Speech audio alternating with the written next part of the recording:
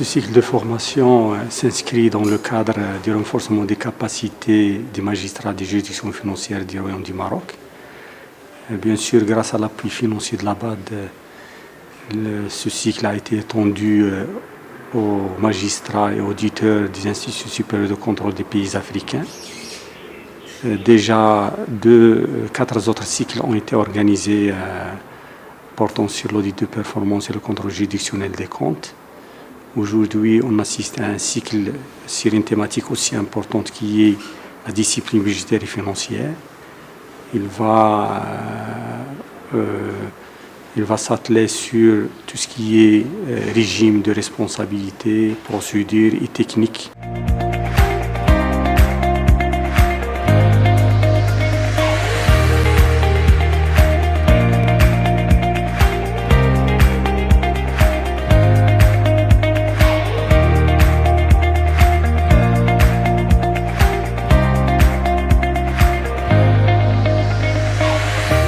La Banque africaine de développement, elle a une stratégie, une politique pour l'intégration régionale.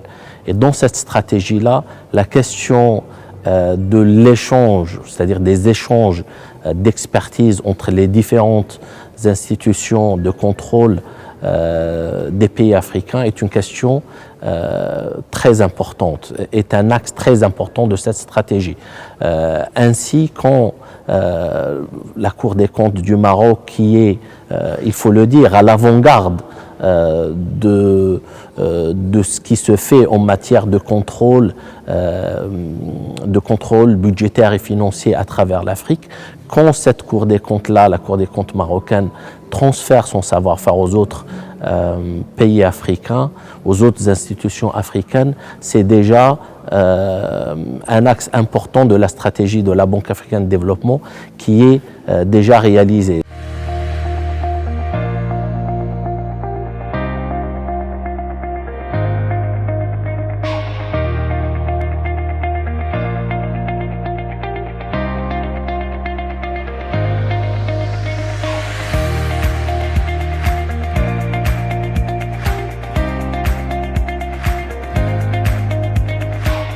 L'objectif de ce cycle est de permettre aux participants de maîtriser les différentes notions utiles liées à la discipline budgétaire et financière et d'avoir une vue d'ensemble sur la responsabilité en la matière et ses spécificités par rapport aux autres formes de responsabilité.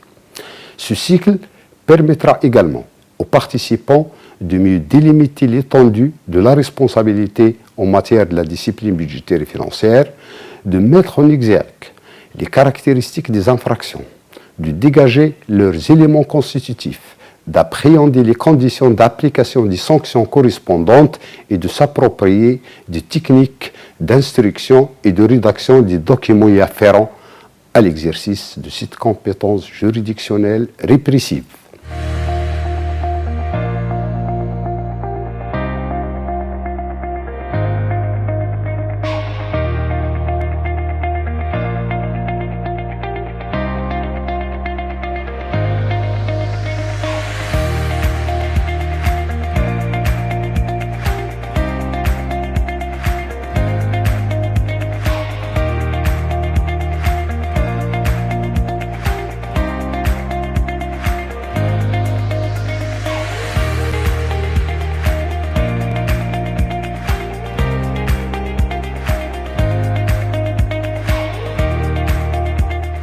J'estime qu'il est de mon devoir de veiller à la bonne exécution des finances publiques.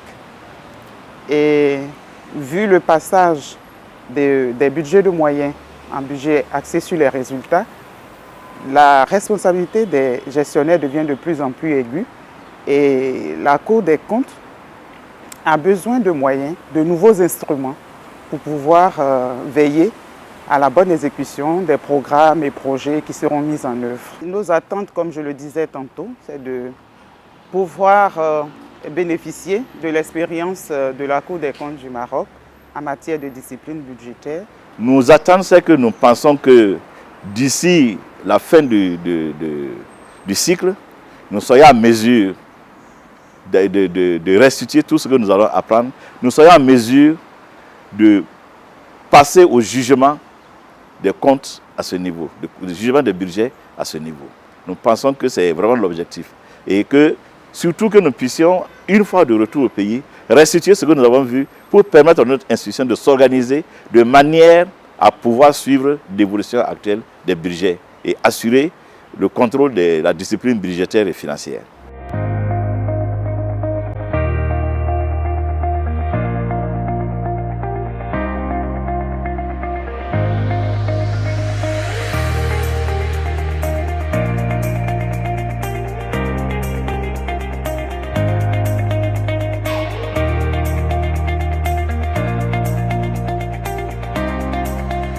La discipline budgétaire et financière, c'est comme ça que nous l'appelons chez nous, elle est importante parce que c'est le levier pour assurer la bonne gouvernance financière. Voyez-vous, sans jugement dans ce domaine-là, nous restons toujours dans l'état de jugement classique des comptes des comptables publics. Or, cette matière est essentielle non seulement pour la gouvernance financière, la gouvernance économique et la bonne gouvernance tout court dans nos pays et même la lutte contre la corruption. La discipline financière et budgétaire, en fait, c'est une mission très importante, sinon primordiale pour l'organe de contrôle des finances publiques. Mais malheureusement, comme j'ai déjà mentionné auparavant, que le jugement des ordonnateurs, c'est-à-dire la gestion des ordonnateurs, échappe encore à la compétence de la Cour des comptes. Mais heureusement, actuellement, on est dans une phase de réforme de textes régissant la Cour des comptes à Madagascar. Donc, cette formation-là, ce cycle-là, nous va permettre d'avoir des expertises, des expériences des autres pays afin de peaufiner notre système.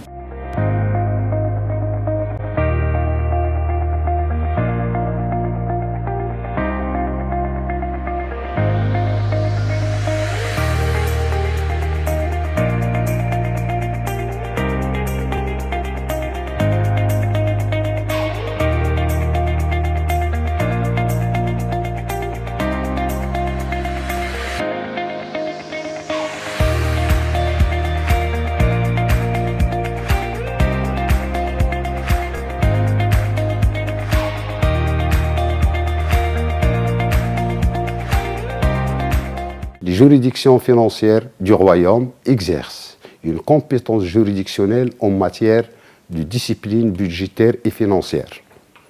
Cette compétence a pour objet de sanctionner tout responsable, fonctionnaire ou agent de l'un des organismes soumis à la juridiction de cette institution et qui aurait commis l'une des infractions prévues par les articles 54, 55 et 56 du Code des juridictions financières. Dans ce cadre, l'affaire est déférée devant la Cour par le procureur général du roi près cette institution, soit de sa propre initiative ou sur demande émanant de l'une des autorités juridiquement habilitées à cet effet à titre limitatif en vertu de l'article 57 du dit Code.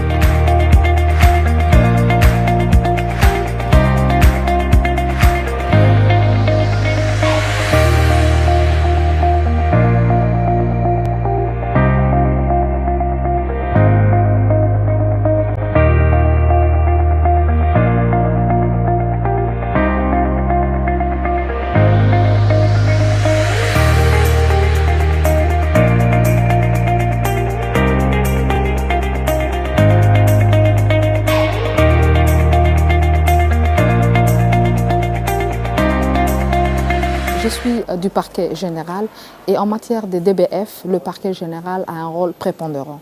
Toute la procédure de DBF ne peut être déclenchée que sur saisine du procureur général. Donc il m'a été d'une très grande utilité d'assister à ces cycles-là, de comprendre les tenants et les éléments essentiels qui permettent au parquet général d'enclencher la procédure, de quelle manière aussi, c'est la valeur ajoutée que je tire de ces cycles-là, de quelle manière, quel acte à émettre. Nous avons la législation. La législation, c'est les grands traits. La procédure en elle-même, c'est des détails qui viennent après. Les actes à établir, c'est des détails qui viennent après que la législation ne peut pas prévoir. Ça, personnellement, ça m'a permis de m'imprégner les mécanismes de mise en œuvre de cette procédure-là en tant que ministère public et en tant qu'élément déclencheur de la procédure des DBF.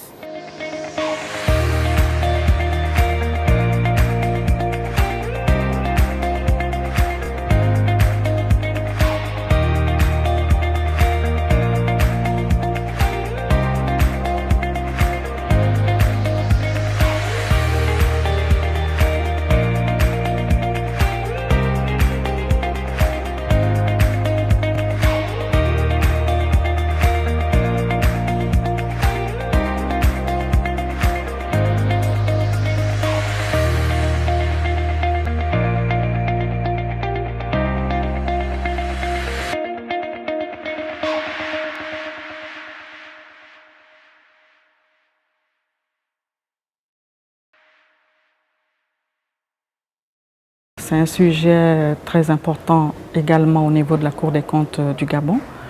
La thématique a tourné autour de ce qui constitue l'infraction même au niveau de la discipline budgétaire et financière. Donc principalement ce que je retiens, parce que les personnes, les organismes, à ce niveau, je n'ai pas trouvé trop de différence. Mais au niveau des infractions même, comment les apprécier, ça a été d'un apport vraiment considérable pour moi, pour la Cour des comptes du Gabon.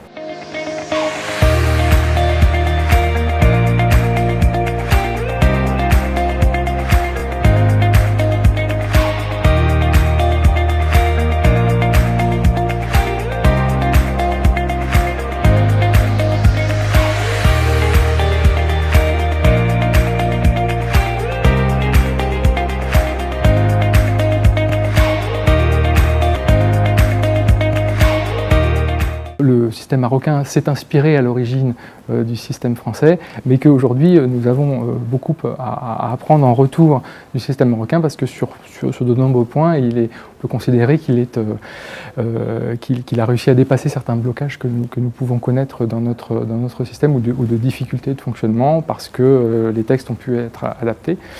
Et donc c'était très riche aussi pour nous de nous inspirer de l'expérience récente du Maroc dans le domaine de la discipline budgétaire et financière.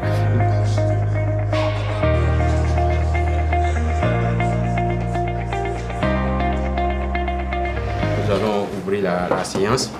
Accusés, quels sont vos noms, prénoms? Bonjour monsieur le magistrat, mon nom c'est Mohamed Roulelle. Je suis né à Nouakchott. Avez-vous reçu la décision de poursuite?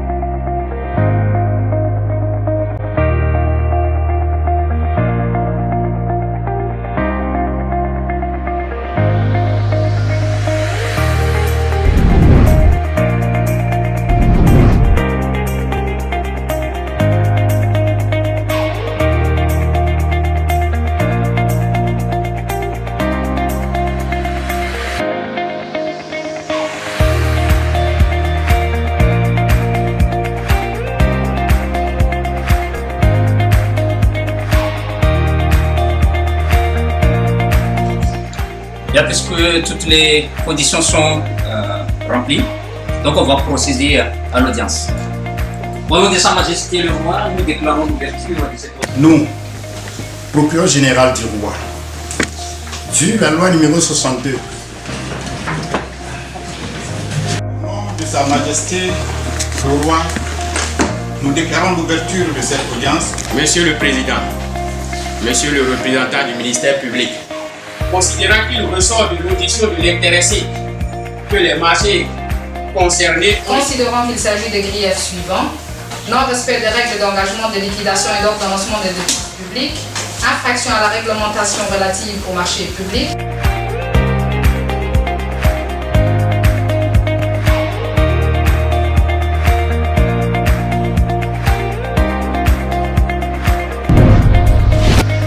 La Banque africaine de développement tient à ce que le développement du capital humain soit renforcé, ce qui va permettre d'appuyer toutes les institutions qui ont besoin de ce profil au niveau de l'audit, au niveau du contrôle, ce qui va permettre de faire une gestion saine des finances publiques des États. Je confirme que la Banque africaine de développement va continuer à soutenir la Cour des comptes. Et le futur, c'est même pas très loin, c'est à partir de demain, nous allons commencer une grande mission de revue à mi-parcours de la stratégie de la Banque africaine de développement au Maroc. Et la parole sera donnée aux clients. Nous devons écouter les clients pour savoir exactement ce dont ils ont besoin. Et je pense que le cas de la Cour des comptes.